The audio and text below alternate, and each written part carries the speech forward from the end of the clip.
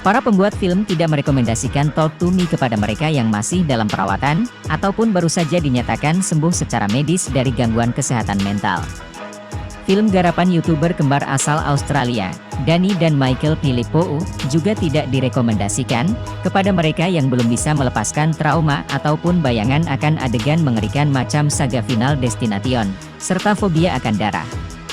Film yang ditulis Dani bersama Bill Hinzman berdasarkan konsep karangan Dali Parson ini akan langsung menghujam siapapun yang masih belum sembuh dari dua hal di atas, bahkan di menit-menit pertama. Duo Philippou dan Hinzman jelas tampak tak mau setengah-setengah membuat film horor yang membuat penontonnya trauma, atau berpesta dengan sajian yang mengganggu kenyamanan. Selama 95 menit, Talk to Me sukses berbicara dan merasuk kepada mereka yang menantikan film yang sanggup membuat penontonnya menahan nafas. Sehingga, Talk to Me memang menjadi pesta yang sudah lama dinanti oleh mereka penggemar film macam Final Destination ataupun Shallallahu Alaihi Wasallam, atau mereka yang menggemari horor tanpa ada batasan tertentu. Duo Philippou dan Hinzman sungguh mengemas 95 menit Talk to Me dengan sangat padat dan efisien. Mulai dari perkenalan, masalah atau konflik, tragedi, hingga penyelesaian dengan balutan horor dan gore tanpa istirahat panjang. Film ini bukan film berisikan berbagai adegan seseorang membunuh atau menyiksa dengan cara yang sadis. Justru, Talk to Me memperlihatkan bagaimana kengerian halusinasi dan bermain-main dengan dunia lain dengan cara yang brutal.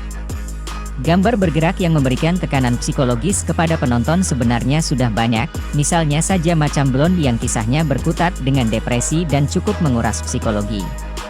Talk to Me yang paling bisa memberikan visualisasi istilah Devils in Me yang biasa dicurhatkan oleh mereka dengan gangguan kesehatan mental, termasuk skizofrenia. Sebagai penggemar horor, penonton akan sangat menyukai bagaimana duo Philippou menggambarkan dunia gaib dan penghuninya. Lengkap dengan tata rias dan prostetik luar biasa dari tim rias serta kostum, Talk to Me sebenarnya sajian horor yang menyenangkan.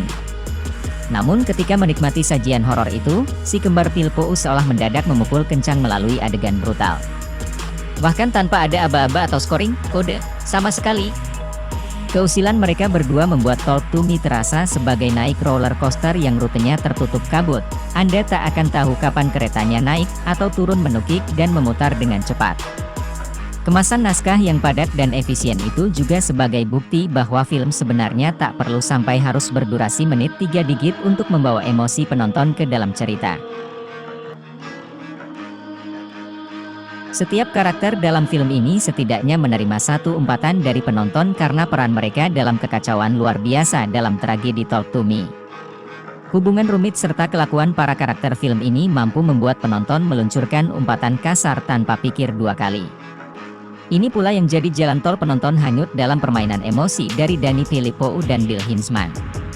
Performa Sophie Wilde sebagai Mia juga jadi kunci penting.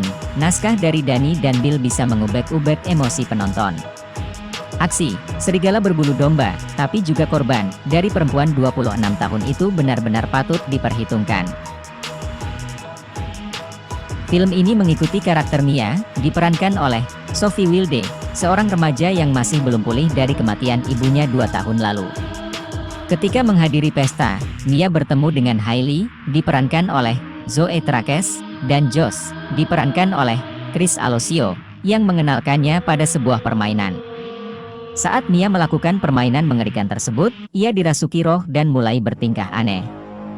Setiap orang mulai khawatir, tetapi Mia menolak memberitahu mereka apa yang terjadi.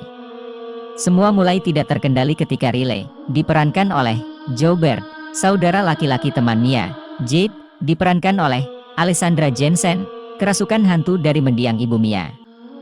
Dalam situasi yang kacau balau, mereka yang bermain melupakan langkah penting dalam ritual, yaitu mematikan lilin yang mengikat roh.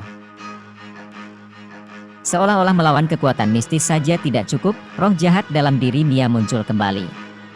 Ia pun diganggu oleh bayangan mendiang ibunya, yang terus menyangkal sebuah rahasia besar.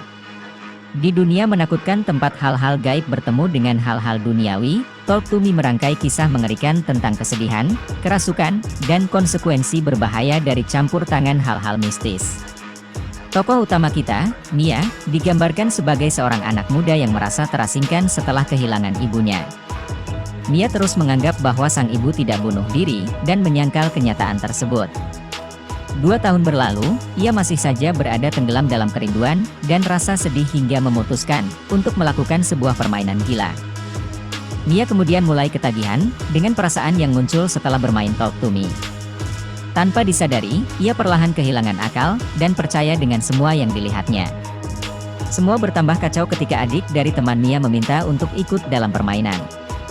Terlepas dari semua unsur okultisme dalam Talk to Me, sutradara lebih tertarik untuk menceritakan sebuah kisah tentang anak-anak muda yang dilanda kecemasan, mencari pelarian dalam ritual terlarang yang berbahaya, dan membuat mereka gila.